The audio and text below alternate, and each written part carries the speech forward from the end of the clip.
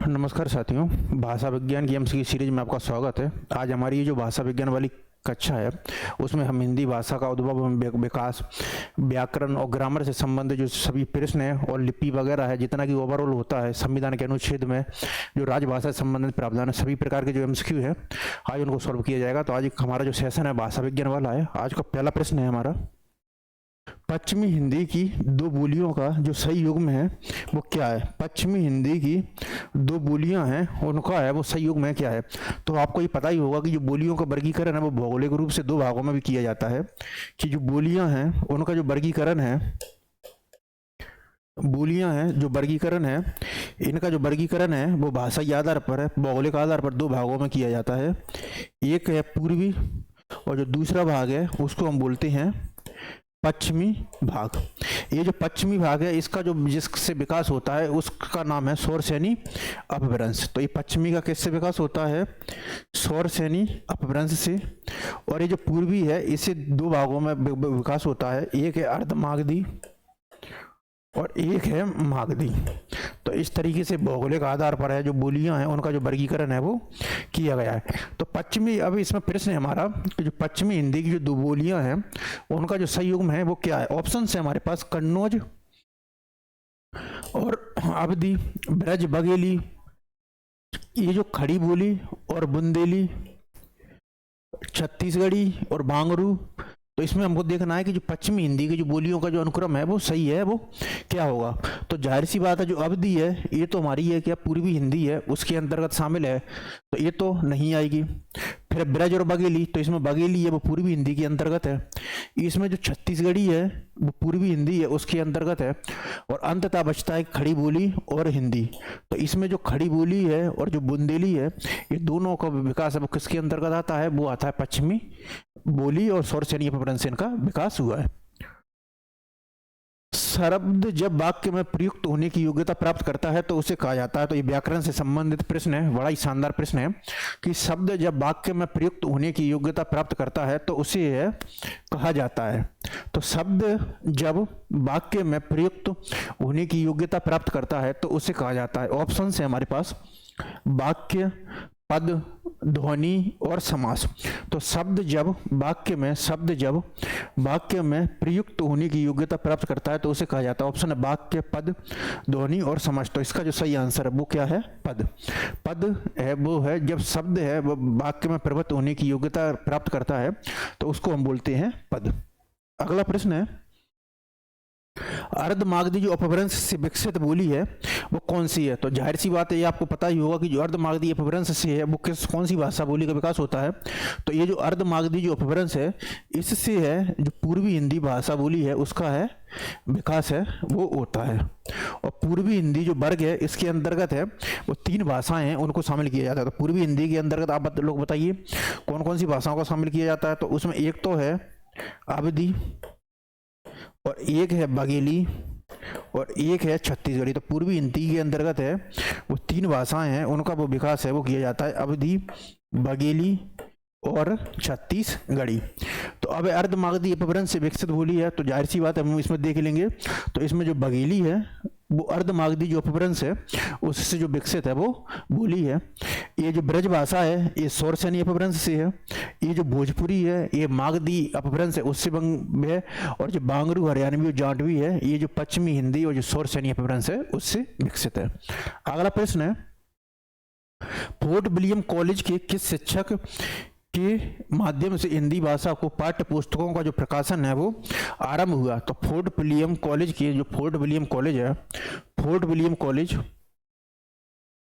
के किस शिक्षक के महोदय से माध्यम से हिंदी भाषा को पाठ्य पुस्तकों का जो प्रकाशन है वो आरंभ हुआ। तो ऑप्शंस हैं लॉर्ड मैकाले, ग्रियर्सन, फादर कामिल बुल्के और गिल क्रास्ट। तो फोर्ट विलियम कॉलेज के किस शिक्षक के माध्यम से हिंदी भाषा को पाठ्य पुस्तकों का प्रकाशन आरंभ हुआ था। ऑप्शन है Lord Macaulay, George Grayson, father कामिल बुल्के और गिल क्रास्ट। तो इसका जो सही आंसर है वो है गिल क्रास्ट।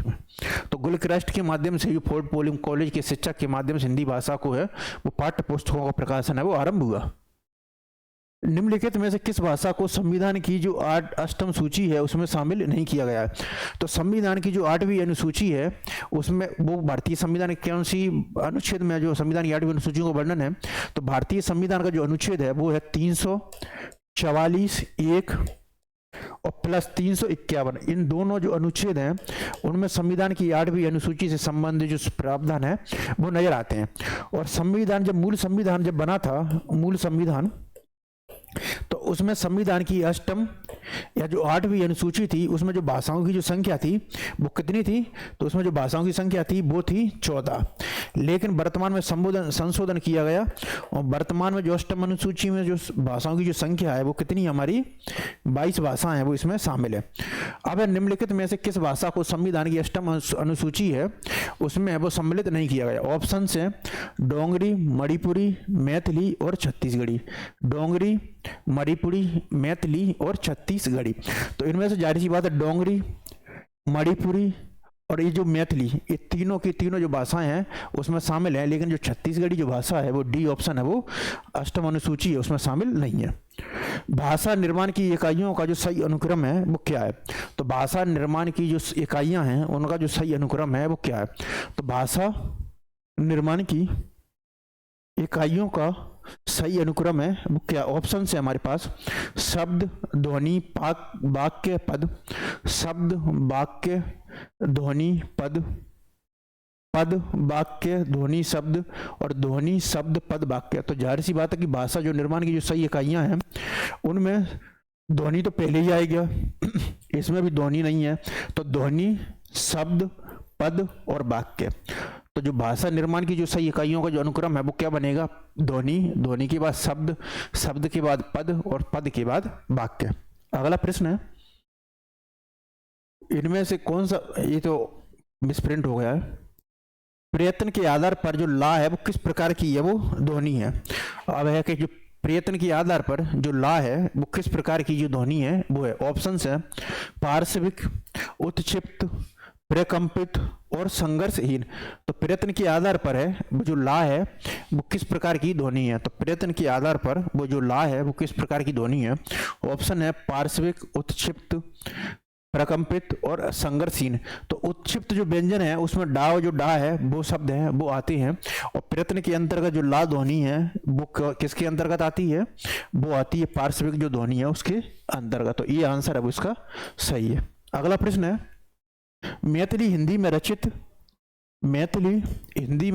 गद्य की जो पहली पुस्तक है उसका वो नाम है। आप बताइए कि मैथिली हिंदी है उसमें जो रचित है वो गद्य की जो प्रथम पुस्तक है वो कौन सी है?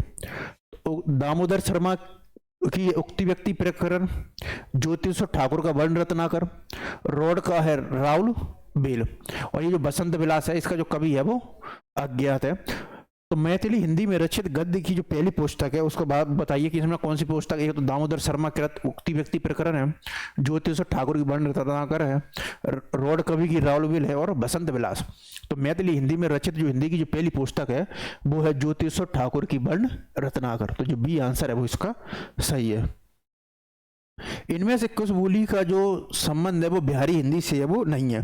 तो जो बिहारी हिंदी है उसका जो विकास है वो कहाँ से होता है? तो जो बिहारी हिंदी है उसका जो विकास होता है वो होता है मागधी अपभ्रंश से, और इनमें से किस बोली का जो संबंध है वो बिहारी हिंदी से नहीं है। तो ये जो पहली जो भाषा है ये अवधी, इसका जो संबंध है वो बिहारी हिंदी से नहीं है, क्योंकि जो अवधी है इसका जो संबंध है वो किससे है? वो है अर्ध मागधी की जो पूर्वी हिंदी वर्ग है इससे है, इसका जो संबंध है वो है।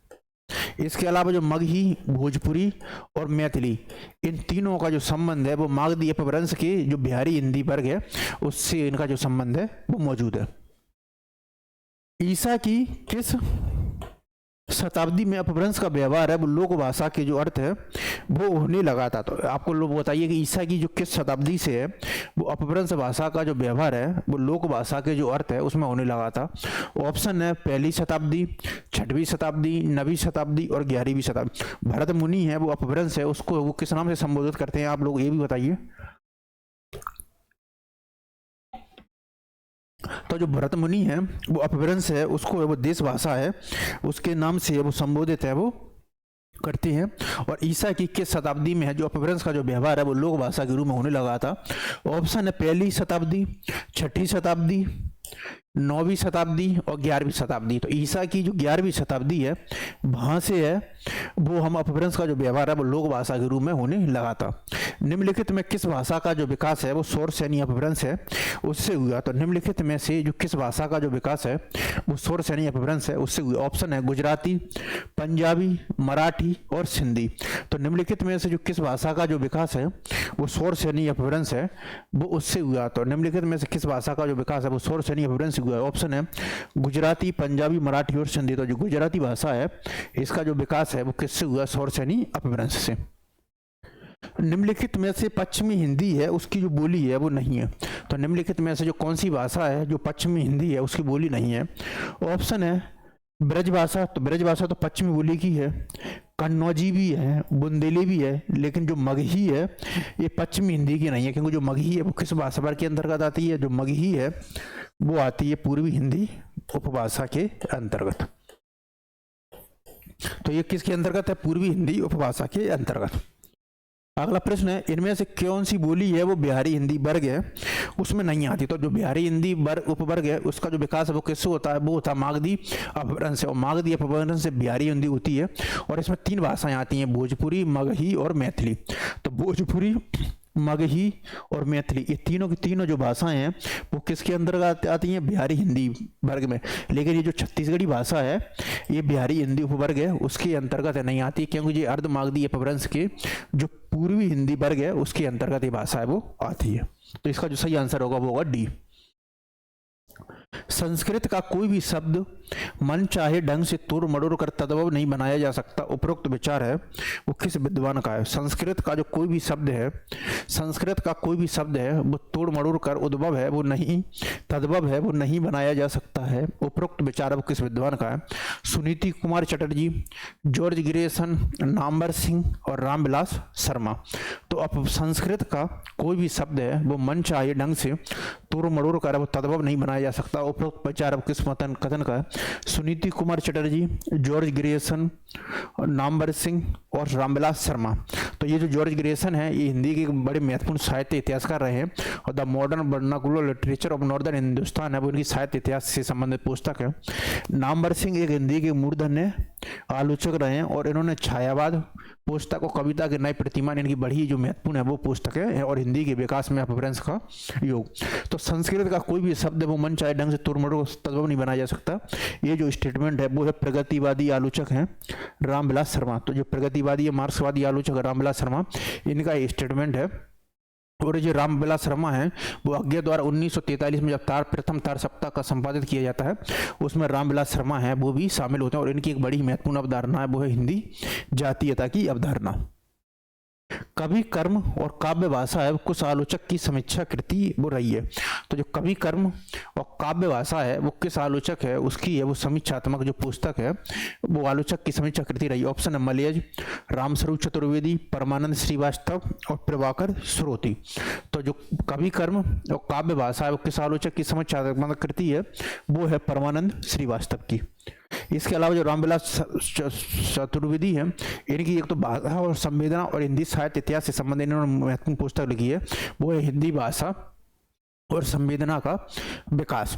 तो ये परमानंद श्रीवास्तव की पुस्तक है कवि कर्म और काव्य भाषा। इसको आप रखिए, आने वाले समय में ये पूछा गया और यूजीसी नेट का PYQ भी है कवि कर्म और काव्य भाषा। तो किसके लेखक हैं ये? परमानंद श्रीवास्तव। भारतीय संविधान के किस अनुच्छेद के अनुसार उच्चतम न्यायालय तथा उच्च न्यायालयों में सब कार्रवाइयां हैं वो अंग्रेजी भाषा है वो होंगी? तो भारतीय संविधान में जो भाग 17 का जो शीर्षक है वो राजभाषा है और उसमें अनुच्छेद 343 से लेकर 351 में राजभाषा से संबंधित विभिन्न प्रकार के जो प्रावधान है वो किए गए हैं।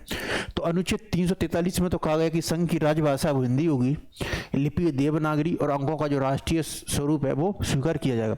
अनुच्छेद 344 में किया गया कि हिंदी भाषा और जो राजभाषा की तरक्की के लिए जो 5 वर्ष के बाद है राष्ट्रपति है वो एक आयोग गठित करेगा। और अनुच्छेद न्यायालय से संबंधित जो राजभाषा के प्रावधान है वो संविधान के किस अनुच्छेद में है वो है संविधान के अनुच्छेद 348 में। तो जो न्यायालय से संबंधित विभिन्न प्रकार के जो प्रावधान है वो संविधान के अनुच्छेद 348 है में है और उसी में लिखा है कि उच्चतम न्यायालय तथा उच्च न्यायालय में जो सब कार्रवाइयां वो किस भाषा में होंगी? अंग्रेजी भाषा में। निम्नलिखित में से कौन सी भाषा है वो आर्य भाषाओं के अंतर्गत है, वो नहीं आती है। तो आर्य भाषाओं का एक वर्गीकरण आर्य भाषा और द्रविड़ है उस तरीके से भी है वो किया जाता है। तो निम्नलिखित में से जो कौन सी भाषा है वो आर्य भाषाओं के अंतर्गत है वो शामिल नहीं है। तो निम्नलिखित में से जो कौन सी भाषा है वो आर्य भाषाओं के अंतर्गत नहीं आती है। ऑप्शंस हैं अरबी, फारसी, लैटिन और यूनानी। तो निम्नलिखित में से जो कौन सी भाषा है वो आर्य भाषाओं के अंतर्गत है वो नहीं आती। अरबी, फारसी, लैटिन और यूनानी।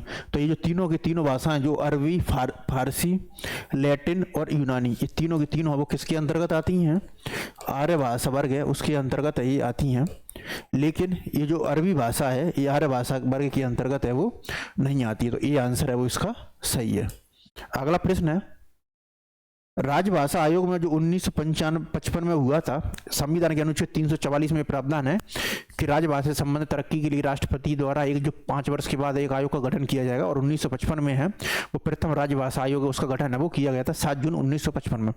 तो राजभाषा आयोग 1955, राजभाषा आयोग 1955 के अनुसार निम्नलिखित कौन कौन से सुझाव दिए गए? हिंदी सर्वाधिक बोली और समझे जाने वाली भाषा है, यही सारे भारत का एक माध्यम हो।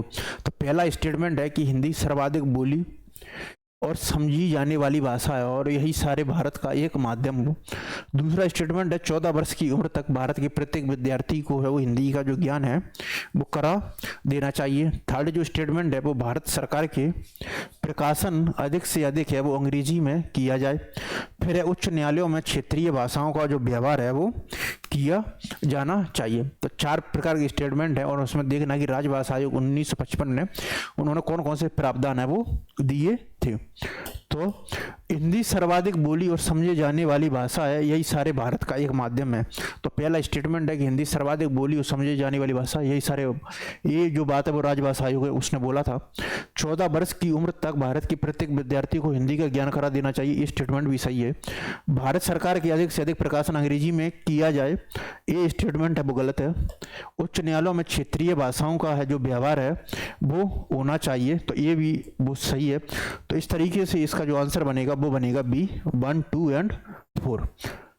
अगला प्रश्न है, निम्नलिखित में से जो कौन सी भाषा है वो आर्य भाषाओं में शामिल नहीं है? तो निम्नलिखित में से जो कौन सी भाषा है वो आर्य भाषाएं हैं उनमें शामिल नहीं है। ऑप्शन है संस्कृत, प्राकृत, तुर्की और अंग्रेजी। तो आर्य भाषाओं में संस्कृत भाषा तो जाहिर सी बात शामिल है, प्राकृत भी है, अंग्रेजी भी है, लेकिन ये जो तुर्की भाषा है वो आर्य भाषाएं हैं उसके अंतर्गत है वो शामिल नहीं है। तो निम्नलिखित में से जो कौन सी भाषा है वो आर्य भाषाओं में शामिल नहीं है? तो तुर्की भाषा है वो आर्य भाषाएं हैं उसमें शामिल नहीं है। फिर है संविधान के अनुच्छेद 343 में संघ की राजभाषा के बारे में निम्नलिखित में से जो कौन कौन से जो प्रावधान है वो किए गए हैं? तो संविधान के अनुच्छेद 343 में संघ की राजभाषा से संबंधित कौन कौन से जो प्रावधान है वो किए गए? संघ की राजभाषा हिंदी और लिपि देवनागरी होगी, ये बात है बिल्कुल उसमें बोला गया अनुच्छेद 343 में कि जो संघ की जो राजभाषा है वो हिंदी होगी और लिपि है वो देवनागरी होगी। शासकीय प्रयोजनों के लिए भारतीय अंकों का अंतर्राष्ट्रीय रूप मान्य होगा, ये स्टेटमेंट भी सही है। अनुच्छेद 343 में उल्लेखित है कि संघ की राजभाषा है वो हिंदी होगी और लिपि देवनागरी होगी और अंकों का जो अंतर्राष्ट्रीय रूप है वो मान्य किया जाएगा। तो दोनों की दोनों स्टेटमेंट है वो सही है। फिर है थर्ड स्टेटमेंट हमारा, राजभाषा के बारे में राष्ट्रपति एक गठन करेगा। राजभाषा के बारे में आया राष्ट्रपति एक आयोग। इससे पिछले प्रश्न में हमने चर्चा भी की थी कि 1955 में जब राजभाषा आयोग का गठन किया गया था तो वो कौन से संविधान के प्रावधानों के अनुसार किया गया था? तो वो किया गया था अनुच्छेद 344 ना कि 343 के अंतर्गत। उच्च न्यायालय तथा उच्चतम न्यायालय की संपूर्ण कार्रवाइयां हैं वो अंग्रेजी भाषा में ही होंगी। फिर नेक्स्ट स्टेटमेंट है उच्चतम न्यायालय तथा उच्चतम न्यायालय की संपूर्ण कार्रवाइयां वो अंग्रेजी भाषा में होंगी, ये जो बात है वो संविधान की जो अनुच्छेद है वो 348 है उसमें की गई है। तो सुप्रीम कोर्ट और हाईकोर्ट में भाषा से संबंधित जो प्रावधान है वो आपको अनुच्छेद 348 है उसमें नजर आएंगे। अब हमसे पूछा गया अनुच्छेद 343, तो अनुच्छेद 343 के संदर्भ में दो ही बातें सही है कि संघ की भाषा है वो राजभाषा हिंदी होगी, लिपि देवनागरी और अंकों का जो अंतर्राष्ट्रीय रूप है वो स्वीकार है वो किया जाएगा। तो इस तरीके से जो ए और बी स्टेटमेंट है वो हमारा ओनली सही है।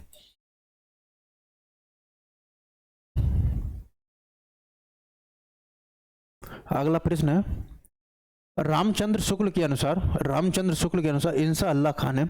इंसा अल्लाह खान है वो खड़ी बोली हिंदी के जो प्रारंभिक लेखक हैं उनमें से शामिल है, और इनकी बड़ी महत्वपूर्ण पुस्तक है वो है इंसा अल्लाह खां की, वो है रानी केतकी की कहानी या नासी के तो रानी केतकी की कहानी। तो इंसा अल्लाह खां की जो रानी केतकी की कहानी है वो किस प्रकार के शब्दों से वो मुक्त रखने की जो प्रतिज्ञा है वो नहीं की गई थी, तो ये वाले भी देखने की जरूरत होती है और उन्होंने कौन सी प्रतिज्ञा और प्रतिज्ञा नहीं की थी। तो रामचंद्र शुक्ल के अनुसार इंसा अल्लाह खान है, इंसा अल्लाह खान की कौन सी रचना की बात कर रहे हैं, वो है रानी केतकी की कहानी ने अपनी भाषा को किस प्रकार के शब्दों से वो मुक्त रखने की जो प्रतिज्ञा वो नहीं की थी। ऑप्शन है बाहर की बोली, गवारी, भाकापन और तत्सम। तो रामचंद्र शुक्ल के अनुसार इंसा अल्लाह खान ने अपनी भाषा को किस प्रकार के जो शब्दों से मुक्त रखने की जो प्रतिज्ञा है वो नहीं की थी। ऑप्शन है बाहर की बोली, गवारी, भाकापन और तमसम। तो बाहर की बोली, गवारी और भाकापन इन तीनों भाषाओं को शब्दों को तो उन्होंने उसमें जो सम्मिलित है वो रखने की जो प्रतिज्ञा है वो की थी, लेकिन जो तत्सम शब्द है उसको उन्होंने शामिल करने के वो अंतर्गत है वो मुक्त रखने की जो प्रतिज्ञा है वो नहीं की थी। तो जो डी आंसर है वो उसका सही है। तो आचार्य रामचंद्र शुक्ल के अनुसार इंसा अल्लाह खान ने अपनी भाषा को किस प्रकार के शब्दों से मुक्त रखने की प्रतिज्ञा है वो नहीं की थी। तो वो कौन से शब्द से, वो थे तत्सम शब्द, और बाकी जो तीनों के तीनों थे उनको वो उन्होंने शामिल किया था। अगला प्रश्न है, ये सूची बन है, इनका जो कौन कौन से जो भाषा कब वो आए हैं और उनका जो स्थापना और प्रकाशन वर्ष वो है। तो राजभाषा आयोग है वो संविधान के अनुच्छेद 344 में इसका उल्लेखित है। तो 5 वर्ष बाद इसका गठन किया जाएगा, तो वो कब किया जाएगा, 7 जून 1955 को। फिर राष्ट्रपति का जो आदेश है वो आता है 1960 में। राजभाषा अधिनियम है वो 1963 है उसमें है, और राजभाषा जो नियम है जिसमें टोटल जो भाषाओं की जो संख्या, नियमों की संख्या है वो 12 है, जिसमें भाषाओं को का, खा और जो गा वर्ग है उसमें भी जो विभाजित है वो किया गया है। तो राजभाषा आयोग है संविधान के अनुच्छेद 344 5 वर्ष के बाद गठन किया जाएगा। तो 7 जून 1955 को। राष्ट्रपति का आदेश 1960 को। राजभाषा अधिनियम है 1963 जिसमें 9 धाराएं शामिल हैं, और राजभाषा नियम है 1976 जिसमें टोटल नियमों की संख्या वो है 12।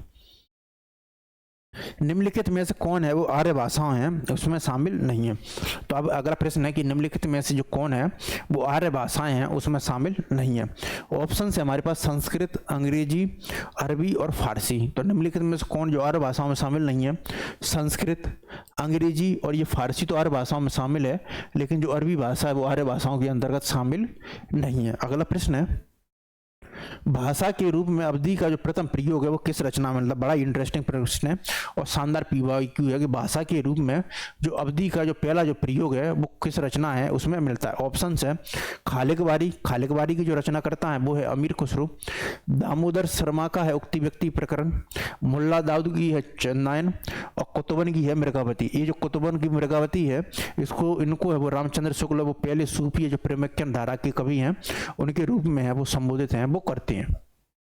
तो भाषा के रूप में अवधि का जो प्रथम प्रयोग है वो किस रचना में मिलता है, अमीर खुसरो की खालिकवारी, दामोदर शर्मा की उक्ति व्यक्ति प्रकरण, मुल्ला दाऊद की चंदायन और कुतुबन की मृगावती। तो भाषा के रूप में अवधि का जो पहला प्रयोग मिलता है वो मिलता है अमीर खुसरो की खालिकवारी में। तो अमीर खुसरो की खालिकवारी में अवधि भाषा का जो प्रथम प्रयोग है वो मिलता है। और ये कुतुबन जो मृगावती है वो प्रथम सूफी प्रेमखन कवि माने हैं आचार्य रामचंद्र शुक्ल ने। और ये दामोदर शर्मा का जो उक्ति व्यक्ति प्रकरण है इसमें है जो मैथिली भाषा का जो प्रथम प्रयोग है वो नजर आता है। प्रथम राजभाषा आयोग की स्थापना वो कब की गई है, तो संविधान के अनुच्छेद 344 में उल्लेखित है कि राष्ट्रपति द्वारा राजभाषा की उन्नति और उसके सुझाव के लिए एक आयोग का गठन किया जाएगा। और इन्हीं प्रावधानों को रखते हुए 7 जून 1955 को जो प्रथम जो राजभाषा आयोग का जो गठन है वो किया गया था। स्पर्श संघर्षी जो व्यंजन की जो ध्वनि है वो कौन सी है, तो स्पर्श जो संघर्षी व्यंजन है उनकी जो ध्वनि है वो कौन सी नजर आती है। ऑप्शन है सा, ना, बा और जा।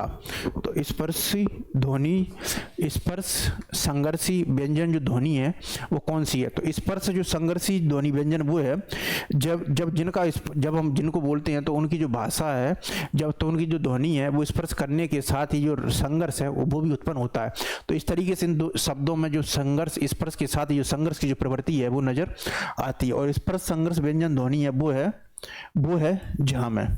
तो स्पर्श संघर्ष व्यंजन ध्वनि है वो कौन सी है, तो वो है चा, छा, झा और झा है, वो है कौन सी ध्वनि आती है स्पर्श संघर्षी व्यंजन ध्वनि के अंतर्गत। देवनागरी लिपि के मानकीकरण के प्रयासों को पहले से जो बाद के क्रम है वो लगाना है। तो देवनागरी जो लिपि है उसमें विभिन्न प्रकार की जो अनुरूपता थी उसको क्रमबद्ध था और एक रूपता में लाने के लिए और उसको मानकीकरण करने के लिए विभिन्न प्रकार के जो प्रयास हैं वो किए गए थे, और इन्हीं प्रयासों को जो पहले से जो बाद का जो क्रम है उसमें लगाना है। ऑप्शन है डॉक्टर राधा कृष्णन की अध्यक्षता में गठित परिषद। तो ये जो परिषद का जो गठन है वो 1955 है उसमें किया गया था। महादेव गोविंद रानाडे के सुझाव, काका कालेलकर की अध्यक्षता में गठित सुधार समिति, महाराष्ट्र साहित्य परिषद पुनः पुणे द्वारा गठित सुधार लिपि, और आचार्य नरेंद्र देव की अध्यक्षता में गठित परिषद। तो ये जो आचार्य नरेंद्र देव की अध्यक्षता है उसमें गठित परिषद है, तो इसका जो आंसर है वो है 1947। तो ये जो 5 जो समितियां और प्रयास हैं उनको जो पहले से जो बाद का जो क्रम है वो लगाना है।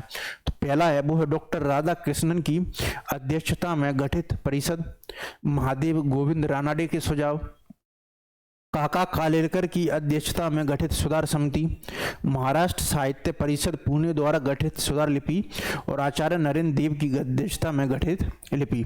तो इसमें जो सबसे पहले आएगा वो है महादेव गोविंद रानाडे के सुझाव। तो सबसे पहले है वो है महादेव गोविंद रानाडे के सुझाव। फिर तत्पश्चात है महाराष्ट्र साहित्य परिषद पुणे द्वारा गठित लिपि सुधार समिति। फिर है काका कालेलकर की अध्यक्षता में गठित सुधार समिति। तत्पश्चात है आचार्य नरेंद्र देव की अध्यक्षता में गठित परिषद, और अंत में आता है डॉक्टर राधा कृष्णन की अध्यक्षता में गठित परिषद। तो ये जो सबसे लास्ट में है तो बी, तत्पश्चात है डी, फिर है सी, ई और ए। तो जो बी आंसर है वो हमारा इसका है वो क्या है, सही है। अगला प्रश्न है देवनागरी जो लिपि है उसका जो विकास क्रम है वो क्या है। तो देवनागरी लिपि है इसका जो विकास क्रम है उसकी चर्चा अब हमको करनी है कि इसकी जो चर्चा है वो कौन सा है। पहला है कुटिल लिपि, ब्राह्मी लिपि, गुप्त लिपि और देवनागरी लिपि। तो कुटिल लिपि, ब्राह्मी लिपि और गुप्त लिपि। तो सबसे पहले तो ये इसमें गुप्त ही लिपि आएगा, तो ये स्टेटमेंट तो गलत है। ब्राह्मी लिपि, गुप्त लिपि, कुटिल लिपि और देवनागरी लिपि। तत्पश्चात ब्राह्मी लिपि, कुटिल लिपि और गुप्त लिपि नहीं, क्योंकि गुप्त लिपि है वो पहले आएगा, कुटिल लिपि है वो बाद में आएगा। तो ये तो ब्राह्मी लिपि पहले आएगा, तो ये स्टेटमेंट तो बिल्कुल गलत ही है। तो अंत में बचता है वो है ब्राह्मी लिपि, गुप्त लिपि, कुटिल लिपि और देवनागरी लिपि। ब्राह्मी लिपि, गुप्त लिपि, कुटिल लिपि और देवनागरी लिपि, ये जो सही जो क्रम है वो है। तो सबसे पहले है तो वो है ब्राह्मी लिपि, ये उस समय की सबसे प्रमाणिक और जो मानक है वो लिपि मानी जाती थी। फिर है गुप्त लिपि, गुप्त लिपि के पश्चात ये जो देवनागरी लिपि 2 भागों में बढ़ जाती है, उत्तर भारत और दक्षिणी भारत। फिर इसी को वो कुटिल लिपि बोलते हैं, और फिर अंत में है वो है देवनागरी लिपि। तो ब्राह्मी लिपि, कुटिल लिपि, ब्राह्मी, गुप्त और कुटिल और देवनागरी लिपि वो सही आंसर है। हिंदी में जो अनुनासिक जो व्यंजनों की जो संख्या है वो कितनी है। तो हिंदी भाषा है उसमें जो अनुनासिक जो व्यंजन हैं उनकी जो संख्या है वो कितनी है। ऑप्शन है 3, 4, 5 और 6। तो हिंदी में जो अनुनासिक जो व्यंजनों की जो संख्या है वो कितनी है। ऑप्शन है 3, 4, 5 और 6। तो जो अनुनासिक व्यंजन है वो क्या होती हैं, जो हिंदी में जो स्पर्शी व्यंजन है उनका जो अंतिम अक्षर अंतिम वर्ण है, या जिसी को हम जो पंचमाक्षर बोलते हैं, स्पर्श व्यंजन की जो पंचमाक्षर है, स्पर्श व्यंजन की जो पंचमाक्षर है इसी को हम क्या है, पंचमाक्षर है, इसी को हम क्या है, अनुनासिक जो ध्वनि है उसके अंतर्गत है वो शामिल करते हैं। तो स्पर्श व्यंजनों के जो पंचमाक्षर हैं इसी को है हम किसके अंतर्गत शामिल करते हैं, अनुनासिक व्यंजनों के अंतर्गत। तो जाहिर सी बात है कि 5 प्रकार के स्पर्शी व्यंजन है और इन 5 के जो अंतिम शब्द है इसी को हम बोलते हैं। तो ये 5 इसका जो आंसर है वो हमारा सही उत्तर है। अगला प्रश्न है गोविंद बल्लभ पंत की अध्यक्षता में संयुक्त राजभाषा समिति है उसका जो गठन है वो कब किया गया था। तो गोविंद बल्लभ पंत की जो अध्यक्षता में है जो संयुक्त राजभाषा समिति का जो गठन है वो कब किया गया था। ऑप्शंस हैं 1951, 53, 55 और 57।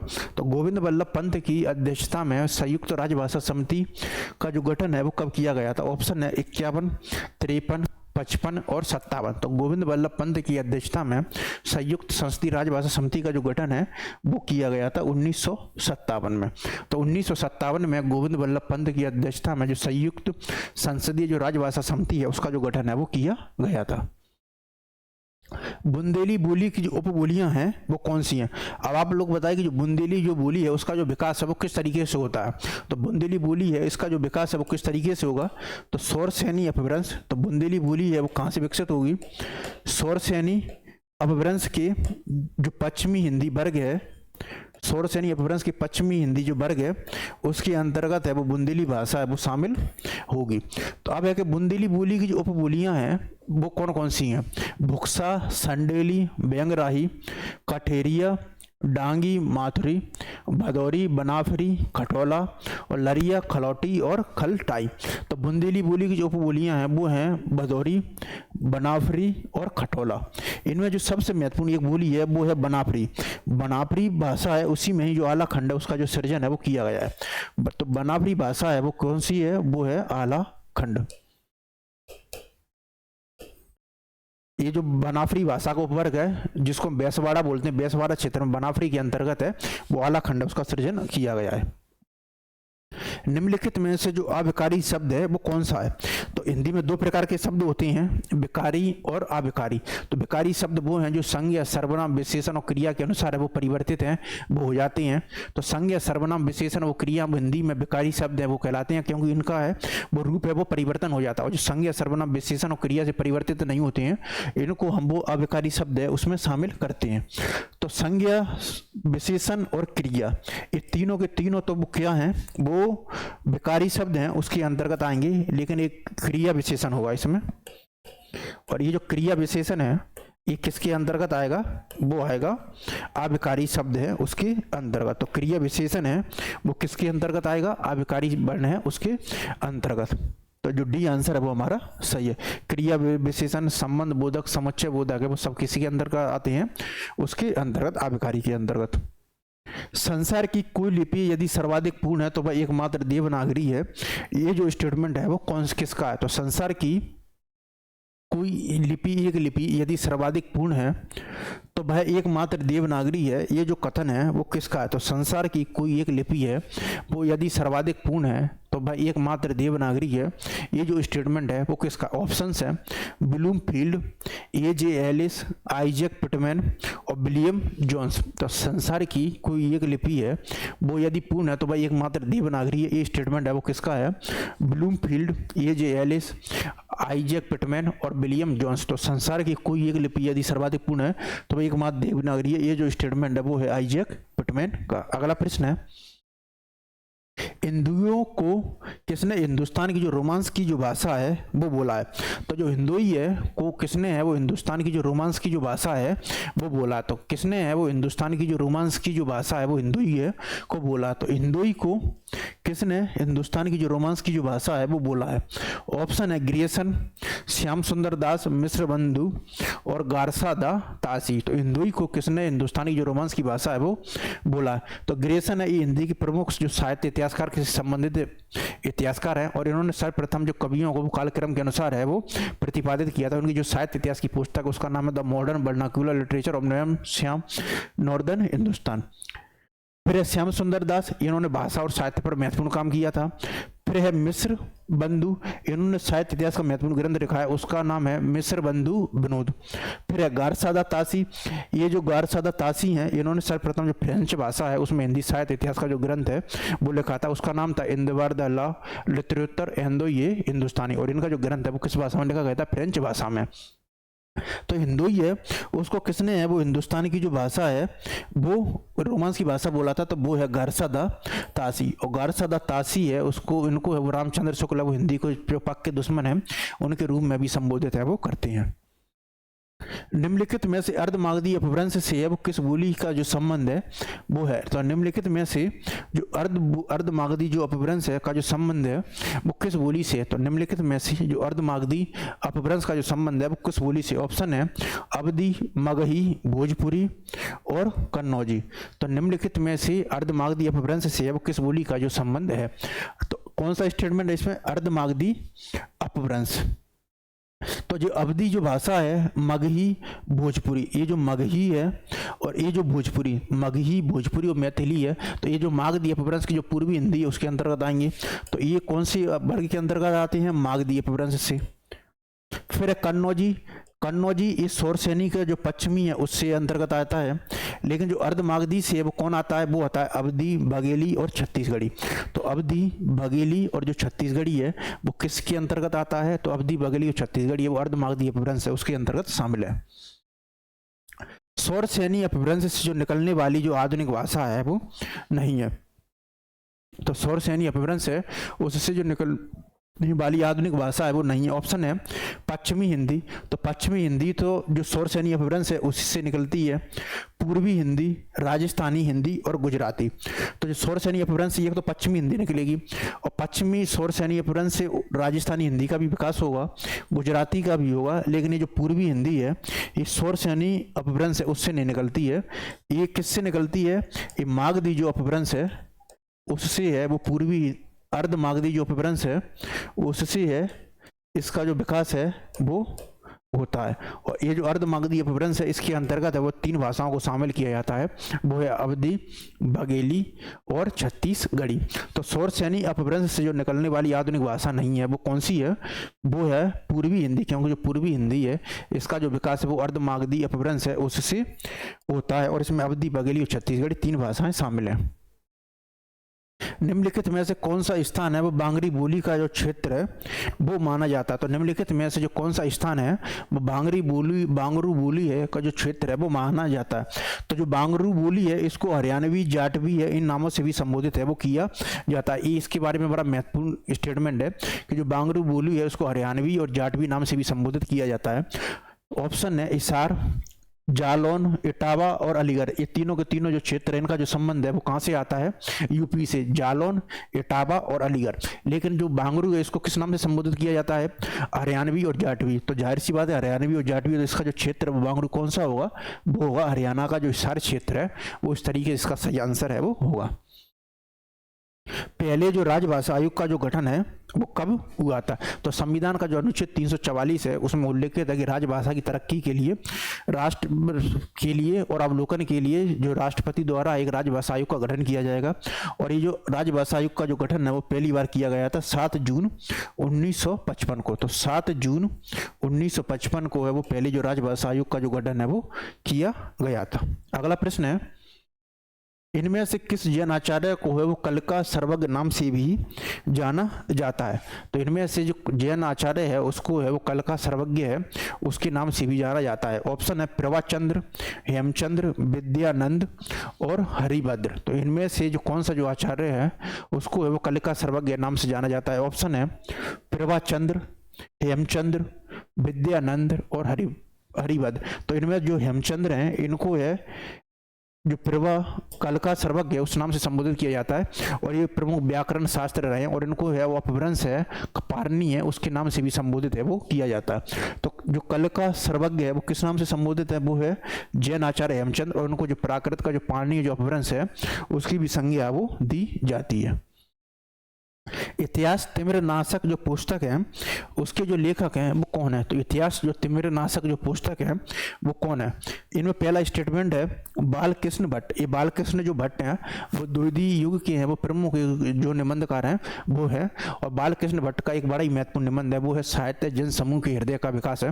और कई बार स्टेटमेंट भी आता है कि साहित्य जन समूह के हृदय का विकास है, वो इस किसका स्टेटमेंट है? वो है बालकृष्ण भट्ट। ये बद्री नारायण चौधरी प्रेमगन इन्होंने जिस पत्रिका का प्रकाशन किया था वो था आनंद कादम्बनी। तो बद्री नारायण चौधरी प्रेमगन है, उन्होंने जो आनंद कादम्बनी जो पुस्तक है उसका प्रकाशन किया था। राजा शिव प्रसाद है, ये हिंदी के प्रमुख जो आरंभिक जो खड़ी बोली के जो विद्वान और जो लेखक हैं उसमें शामिल थे। और ये जो मिश्र बंधु हैं ये हिंदी साहित्य इतिहास के प्रमुख लेखक हैं। और मिश्र बंधु नहीं, जो मिश्र बंधु विनोद जो ग्रंथ है वो लिखा है। और मिश्र बंधु है वो रीतिकाल है उसको वो अलंकृत काल है उसकी संज्ञा भी देती है। तो इतिहास तिमिरनाशक जो पुस्तक है इसके जो लेखक हैं वो है राजा शिव प्रसाद सितारे हिंद। और ये जो राजा शिव प्रसाद सितारे हिंद इन्होंने जो बनारस पत्रिका है उसका भी संपादन का जो कार्य किया था, बनारस अखबार पत्रिका का। अगला प्रश्न है बच्चन सिंह के अनुसार है वो रामचंद्र शुक्ल की जो सीमाओं का जो उद्घाटन है वो सर्वप्रथम है वो किस आलोचक ने किया था। तो बच्चन सिंह के अनुसार है वो रामचंद्र शुक्ल की जो सीमाओं का जो उद्घाटन है वो सर्वप्रथम किस आलोचक ने किया था। ऑप्शन से हजारी प्रसाद लोधी। हजारी प्रसाद लोधी जी एक परंपरावादी और जो ऐतिहासिक आलोचक हैं वो माने जाते हैं। नंद दुलारे वाजपेयी हैं वो सौष्ठववादी या जो स्वच्छंदतावादी आलोचक उस श्रेणी में शामिल हैं। रामविलास शर्मा है वो प्रगतिवादी या मार्क्सवादी आलोचक वो शामिल हैं। और शांति प्रिय द्विवेदी हैं वो एक जो स्वच्छंदतावादी आलोचक हैं उसमें शामिल है। तो बच्चन सिंह के अनुसार रामचंद्र शुक्ल की जो सीमाओं का जो उद्घाटन है वो सर्वप्रथम है वो किस आलोचक है ने किया। ऑप्शन है हजारी प्रसाद द्विवेदी, नंद दुलारे वाजपेयी, रामविलास शर्मा और शांति प्रिय द्विवेदी। तो बच्चन सिंह के अनुसार है वो आचार्य रामचंद्र शुक्ल की सीमाओं का जो सर्वप्रथम उद्घाटन है वो किया था नंद दुलारे वाजपेयी ने। और ये जो नंद दुलारे वाजपेयी हैं इनको सौष्ठववादी या स्वच्छंदतावादी आलोचक हैं उनके नाम से संबोधित किया जाता है। इनको सौष्ठववादी या स्वच्छंदतावादी आलोचक हैं उस नाम से संबोधित किया जाता है। और इन्होंने छायावाद के जो तीनों महत्वपूर्ण लेखक जयशंकर प्रसाद, सुमित्रानंदन पंत और सूर्यकांत त्रिपाठी निराला, उन तीनों पर है वो अलग अलग तरीके से आलोचनात्मक पुस्तकें हैं वो लिखी हैं। और नंद दुलारे वाजपेयी का एक कोटेशन भी है कि जो मेरा आगमन है वो जयशंकर प्रसाद के जो साहित्य आलोचक है उनको लेकर है वो हुआ है। अगला प्रश्न है उत्तर प्रदेश सरकार द्वारा 31 जुलाई 1947 ईस्वी में गठित जो देवनागरी लिपि समिति के जो अध्यक्ष हैं वो कौन थे। तो उत्तर प्रदेश सरकार द्वारा 31 जुलाई 1947 ईस्वी में तो देवनागरी लिपि समिति के जो सुधार समिति के जो अध्यक्ष है वो कौन थे। ऑप्शन है उदय नारायण तिवारी, चंद्रशेखर शास्त्री, नरेंद्र देव और नारायण चतुर्वेदी। तो उत्तर प्रदेश सरकार द्वारा 31 जुलाई 1947 ईस्वी में गठित जो देवनागरी लिपि सुधार समिति है उसके जो अध्यक्ष है वो कौन थे। ऑप्शन हैं उदय नारायण तिवारी, चंद्रशेखर शास्त्री, नरेंद्र देव और नारायण चतुर्वेदी। तो उत्तर प्रदेश सरकार द्वारा 31 जुलाई 1947 में गठित जो देवनागरी लिपि सुधार समिति के अध्यक्ष थे वो थे आचार्य नरेंद्र देव। और आचार्य जो नरेंद्र देव है इन्होंने जो देवनागरी जो पत्रिका है उसके संपादन का भी कार्य है वो किया था। खड़ी बोली के विकास से संबंधित जो निम्नलिखित जो घटनाएं हैं उनको जो पहले से जो बाद का जो क्रम है उसमें लगाना है। तो खड़ी बोली के जो विकास से संबंधित जो घटनाएं हैं उनको पहले से बाद के क्रम है उसमें लगाना है। फोर्ट विलियम कॉलेज, तो जो फोर्ट विलियम कॉलेज की जो स्थापना है वो होती है 1800 में। फिर है आगरा में स्कूल बुक सोसाइटी की स्थापना, हिंदी का जो पहला समाचार पत्र उद्दंड मारदंड का प्रकाशन, लल्लू लाल की है प्रेम सागर की रचना जिसे खड़ी बोली हिंदी की प्रथम गद्य रचना भी बोला जाता है। और एक है राजा से प्रसाद सितारे हिंद द्वारा है जो बनारस अखबार है उसका प्रकाशन। तो ये जो खड़ी बोली जो गद्य के विकास से संबंधित जो घटनाएं हुई हैं उनको है वो काल के अनुसार पहले से जो बाद का क्रम उसमें लगाना है। फोर्ट विलियम कॉलेज की स्थापना है 1800, आगरा में स्कूल बुक सोसाइटी की स्थापना, हिंदी के पहले समाचार पत्र उद्दंड मारदंड का प्रकाशन, लल्लू लाल जी द्वारा प्रेम सागर की रचना और राजा से प्रसाद सितारे हिंद द्वारा है वो बनारस अखबार है उसका प्रकाशन। तो नीचे दिए गए विकल्पों में सही, तो सबसे पहले तो इसमें जो होगा वो है फोर्ट विलियम जो कॉलेज है उसकी स्थापना है वो की जाएगी। तो सबसे पहले है वो फोर्ट विलियम जो कॉलेज है उसकी जो स्थापना है वो की जाएगी। फिर तत्पश्चात है फोर्ट विलियम जो कॉलेज है उसकी स्थापना की जाएगी। फिर है लल्लू लाल द्वारा प्रेम सागर की रचना, फिर हिंदी के पहले समाचार पत्र उद्दंड मारदंड का प्रकाशन, अंत में है आगरा में स्कूल बुक ऑफ सोसाइटी की स्थापना और ई पर है जो वो बनता है राजा से प्रसाद सितारे हिंद द्वारा बनारस अखबार का प्रकाशन। तो जो बी आंसर है वो हमारा इसका सही है। अगला प्रश्न है स्वनिम की विशेषता के संदर्भ में निम्नलिखित में से जो कौन सा कथन है असत्य है यानी कि गलत है। तो स्वनिम की विशेषता के संदर्भ में तो निम्नलिखित में से जो कौन सा जो कथन है वो असत्य है यानी कि गलत है। स्वनिम है वो किसी भाषा की लघुत्तम अखंड इकाई है। स्वनिम किसी भाषा की लघुत्तम अखंड इकाई होती है। स्वनिम में अर्थ परिवर्तन की शक्ति होती है। स्वनिम में दोहनात्मक समानता की ओर प्रवृत्ति होती है। स्वनिम की जो प्रवृत्ति है वो अपरिवर्तनशील है वो होती है। तो स्वनिम की विशेषता के संदर्भ में जो निम्नलिखित में से कौन सा कथन है वो गलत है। स्वनिम किसी भाषा की लघुत्तम अखंड इकाई होती है। स्वनिम किसी भाषा की लघुत्तम अखंड इकाई होती है, ये स्टेटमेंट सही है। स्वर्णिम में अर्थ परिवर्तन की शक्ति होती है, ये स्टेटमेंट भी बिल्कुल सही है। स्वर्णिम में ध्वन्यात्मक समानता की ओर प्रवृत्ति होता है, स्वर्णिम में ध्वन्यात्मक समानता की ओर प्रवृत्ति होती है, ये स्टेटमेंट भी सही है। स्वर्णिम की प्रवृत्ति है वो अपरिवर्तनशील होती है, ये स्टेटमेंट है वो गलत है। स्वर्णिम में है वो की जो प्रवृत्ति है वो अपरिवर्तनशील नहीं है, बल्कि जो स्वर्णिम की जो प्रवृत्ति है वो क्या होती है, परिवर्तनशील। तो ये जो स्टेटमेंट है वो हमारा गलत है, और ये जो गलत है इसी कारण जो डी आंसर है वो हमारा सही हो जाता है, क्योंकि इसमें जो स्वर्णिम की विशेषता के बारे में कौन सा स्टेटमेंट गलत है उसको हमको देखना है। डॉक्टर गिरेसन के अनुसार कुमायूं की है वो कितनी है उपबोलियां, बड़ा इंटरेस्टिंग और शानदार प्रश्न पीवाईक्यू का, कि डॉक्टर गिरेसन के अनुसार है वो कुमायूं की है वो कितनी उपबोलियां हैं। ऑप्शन है 10, 12, 13 और 14। तो डॉक्टर ग्रेसन के अनुसार है वो कुमायूं की, डॉक्टर ग्रेसन की जो पुस्तक है वो है लिंग्विस्टिक सर्वे ऑफ इंडिया। तो डॉक्टर ग्रेसन की जो पुस्तक है लिंग्विस्टिक सर्वे ऑफ इंडिया के अनुसार है उसमें कुमायूं की है वो कितनी बोलियां हैं। ऑप्शन है 10, 12, 13 और 14। तो डॉक्टर ग्रेसन के अनुसार जो कुमायूं की जो उपबोलियां हैं उनकी जो संख्या है वो है 12। बी आंसर है वो हमारा सही है। रस्मो रिवाज भाका दुनिया से उठ गया, ये जो कथन है वो किसका है। तो रस्मो रिवाज भाका का दुनिया से उठ गया, रस्मो रिवाज भाका का दुनिया से उठ गया, ये ऑप्शन है वो किसका है। पहला स्टेटमेंट है रामप्रसाद निरंजनी। ये जो रामप्रसाद निरंजनी है इनको आचार्य रामचंद्र शुक्ल अपनी जो पुस्तक है हिंदी साहित्य का इतिहास है, हिंदी के जो प्रथम प्रौढ़ गद्य लेखक हैं उनके रूप में संबोधित है वो करते हैं। हिंदी का प्रथम प्रौढ़तम गद्य लेखन, हिंदी का प्रथम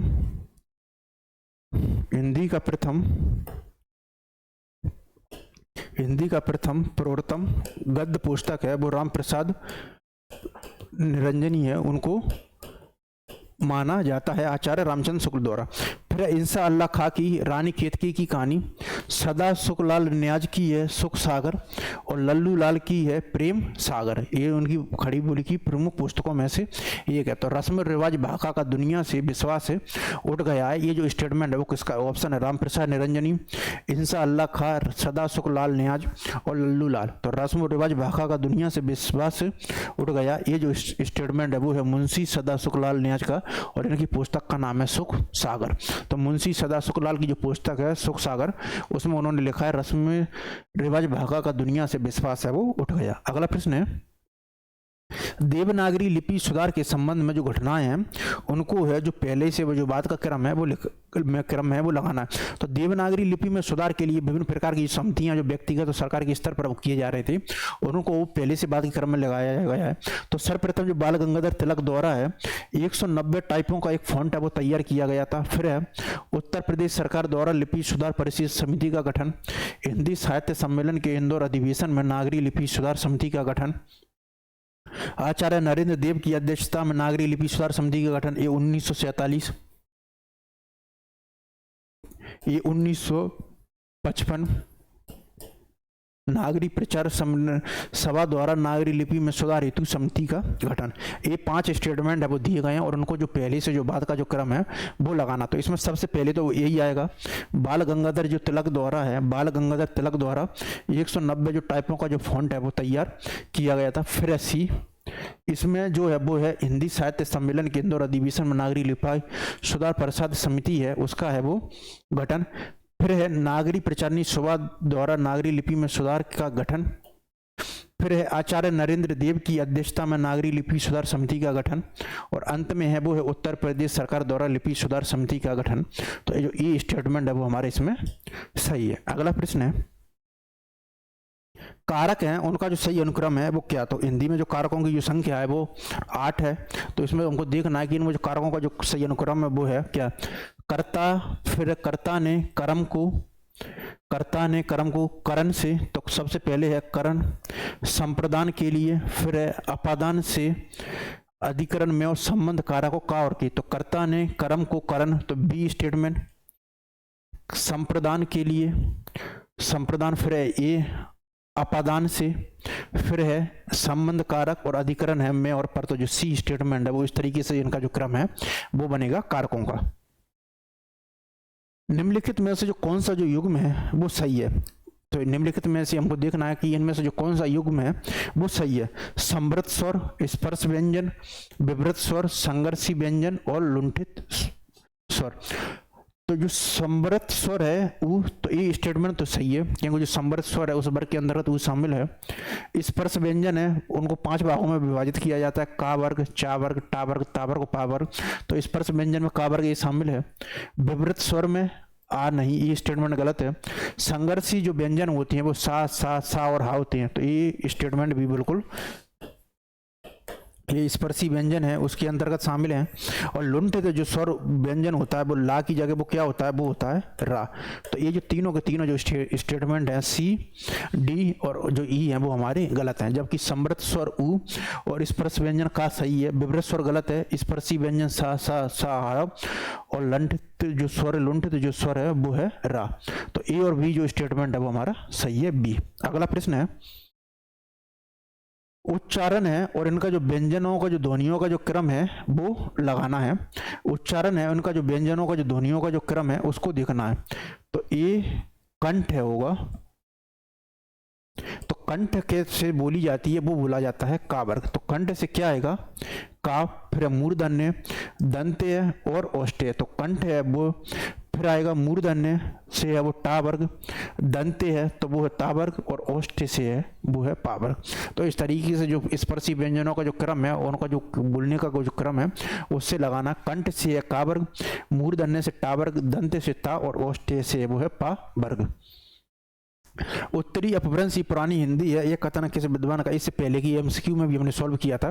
तो आप ये देख सकते हैं जो विगत वर्षों का जो पीवाक्यू है उसमें उत्तरी अपभ्रंश ही जो पुरानी हिंदी है ये स्टेटमेंट है वो कितनी बार पूछा गया है, लगभग 6 से 7 बार जो स्टेटमेंट है वो आया है कि उत्तरी अपभ्रंश ही पुरानी हिंदी है। और ये कथन है वो किसका, ऑप्शन है रामचंद्र शुक्ल, चंद्रधर शर्मा गुलेरी, हजारी प्रसाद द्विवेदी और महावीर प्रसाद द्विवेदी। तो उत्तरी अपभ्रंश ही पुरानी हिंदी है, ये जो स्टेटमेंट है वो किसका है, वो है चंद्रधर शर्मा गुलेरी का। कामता प्रसाद गुरु ने व्युत्पत्ति के अनुसार है वो सार्वनामिक जो विशेषण है उसकी है वो कितने भेद हैं वो माने हैं। तो कामता प्रसाद गुरु ने व्युत्पत्ति के आधार पर है जो सार्वनामिक विशेषण है उसके कितने भेद माने, ऑप्शन है 2, 3, 4 और 5। तो जो कामता प्रसाद गुरु ने व्युत्पत्ति के आधार है उसमें सार्वनामिक विशेषण है उसके 2 माने हैं, वो है मूल और यौगिक। 2 प्रकार के वो सार्वनामिक विशेषण है उनके भेद मानते हैं, वो है मूल और यौगिक। अगला प्रश्न है, अर्ध संवृत स्वर है वो निम्न में से है वो कौन सा। तो अर्ध जो संवृत जो स्वर है वो निम्न में से कौन सा, ऑप्शन है आ, ओ, उ और ई। तो जो अर्ध संवृत जो स्वर है वो निम्न में से है वो कौन सा है, आ, ओ, उ और ई। तो अर्ध संवृत स्वर है जो निम्नलिखित में से वो है उ। तो जो बी आंसर है वो हमारा सही है। तो अर्ध संवृत जो स्वर है वो क्या है, उ। तो इस तरीके से आज हमने जो अपना जो हिंदी भाषा उद्भव और विकास, लिपि से संबंधित प्रश्न, हिंदी भाषा वैज्ञानिक और तकनीकी विकास, राजभाषा से संबंधित प्रावधान और ग्रामर और व्याकरण के जितने भी प्रश्न है वो मतलब भाषा खंड और भाषा विज्ञान की जो आज हमारी जो क्लास थी वो अंतिम हुई। तो यहाँ से हमारा जो भाषा विज्ञान वाला जो पीवाईक्यू है वो सॉल्व खत्म होता है। कल से हम जो काव्य शास्त्र है, भारतीय और पाश्चात्य काव्य शास्त्र है उसकी कक्षा को है वो प्रारंभ करेंगे। तो भाषा खंड वाले हमारी लगभग 5 जो क्लासेस है वो हो गई हैं और उसमें हमने जितने भी पीवाईक्यू हैं उसमें एमपी सेट, यूजीसी नेट, विभिन्न राज्यों के असिस्टेंट प्रोफेसर के एग्जाम और अन्य जो एग्जाम होते हैं उनमें जो सभी पीवाईक्यू है उसको वो शामिल किया है। यूजीसी नेट के भी यहाँ तक कि उसमें 2025 जून तक का जो एग्जाम है वो शामिल कर लिया है। तो आज ये भाषा खंड वाली जो विज्ञान वाली जो क्लास है वो हमारी समाप्त हो जाती है। कल से हम अपनी जो काव्य शास्त्र, भारतीय पाश्चात्य काव्य शास्त्र वाली पीवाईक्यू है उसको सॉल्व करेंगे। धन्यवाद।